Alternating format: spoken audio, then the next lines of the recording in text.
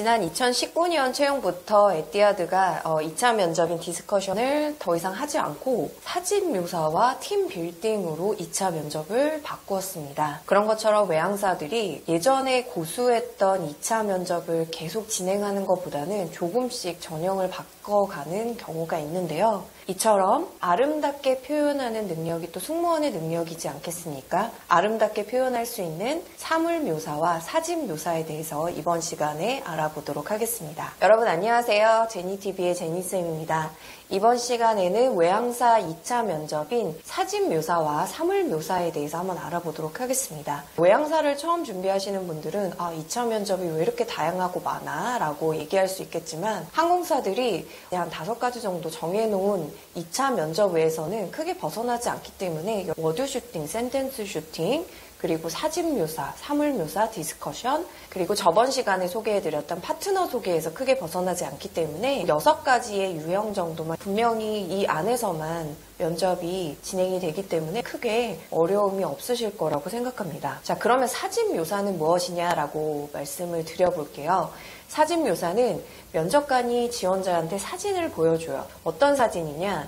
우리가 토익 시험 볼 때 LC에서 파트 1에 나오는 사진 아시죠? 그런 사진처럼 어떠한 주제를 갖고 있는 사진을 보여줍니다. 사람들이 많은 사진일 수도 있고요. 풍경의 사진일 수도 있습니다. 그런 사진을 보고 지원자가 그 사진을 묘사하는 게 사진 묘사입니다. 사진 묘사에서는 면접관들이 어떤 부분을 평가하냐면 영어를 표현하실 때 시제와 문법은 맞는지, 그리고 표현력과 또 섬세함은 가지고 있는지를 평가하게 되어 있습니다. 그럼 사진 묘사를 할 때 어떻게 하는 것이냐면 첫 번째는 객관적으로 사진에 대해서 묘사를 하셔야겠죠. 이 사진은 어디에서 찍힌 것 같다. 사람들이 있고 행복해 보인다. 이런 느낌을 얘기하신 다음에 그 다음에는 이제 주관적인 내용들을 얘기합니다. 그래서 나에게는 이 사진이 어떤 의미처럼 보여. 마지막에는 이 사진과 승무원의 지원 동기를 연결시켜 주시면 좋을 것 같습니다. 예를 들어서 이 사진에서 보이기로는 팀워크가 굉장히 좋아 보이는데 내가 생각하기로는 승무원으로서 팀워크는 굉장히 중요하다고 생각해. 그래서 나도 승무원이 된다면 이 사진처럼 팀워크를 잘하는 승무원이 되고 싶어. 이렇게 마지막으로 승무원과 연결하시면서 여러분들의 자질을 어필해 주시면 되겠습니다. 그러면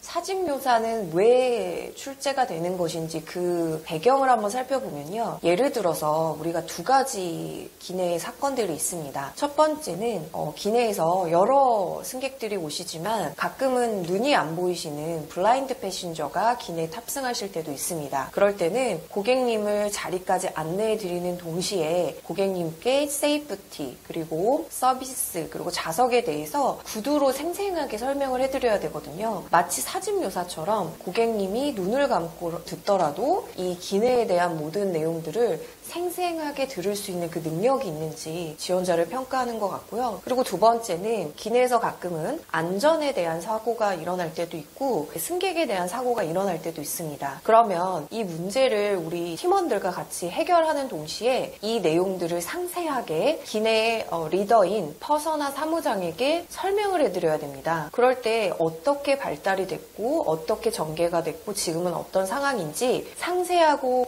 표현력 있게 섬세하게 소개할 수 있는 능력이 있는지를 볼 수 있을 것 같습니다. 이런 부분들을 평가하기 위해서 사진 묘사를 하는 거라고 생각을 하고 있고요. 그리고 사진 묘사를 할 때 만약에 면접관 바로 앞에서 1대1로 사진 묘사를 할 때는 그냥 간단하게 사진에 대해서 묘사하면 되는데 만약에 이거를 퍼블릭 스피치로 시키게 된다면 많은 사람들 앞에서 사진을 들고 설명을 하셔야겠죠.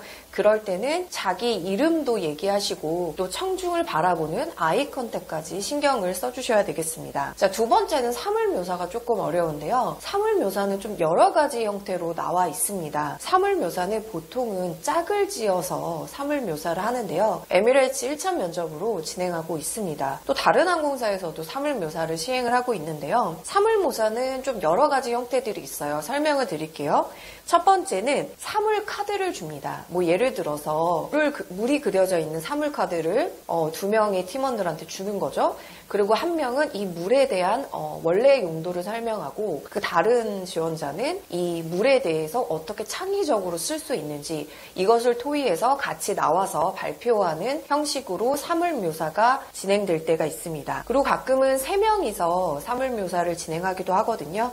그럴 때는 사물 카드를 어떻게 사용할 수 있을지 3명이 각기 다른 목적을 말하는 게 또 사물 묘사입니다. 두 번째는 사물 묘사를 할 때 사물 카드만 주는 게 아니라요. 사물 카드와 직업 카드를 같이 줍니다. 그래서 첫 번째로는 이 직업과 이 사물이 첫 번째로는 이 직업에 필요한 자질들을 설명을 하고 설명이 끝났을 때 면접관이 사물 카드를 줍니다. 그러면 이 직업이 이 사물을 어떻게 활용할 수 있을지 발표하는 그런 내용들도 있었고요. 사물 카드와 직업 카드를 동시에 주고 나서 이 직업이 이 사물을 어떻게 사용할 수 있을지 팀원들이 디스커션을 하고 한 명이 의견을 취합해서 발표했던 적도 있습니다. 그리고 사물 카드와 직업 카드를 줬을 때 사물 카드는 2개를 주고 직업 카드는 하나를 주면서 하나는 사물 카드가 이 직업과 관련이 있고 하나는 사물 카드가 이 직업과 관련이 없는 사물 카드를 주거든요.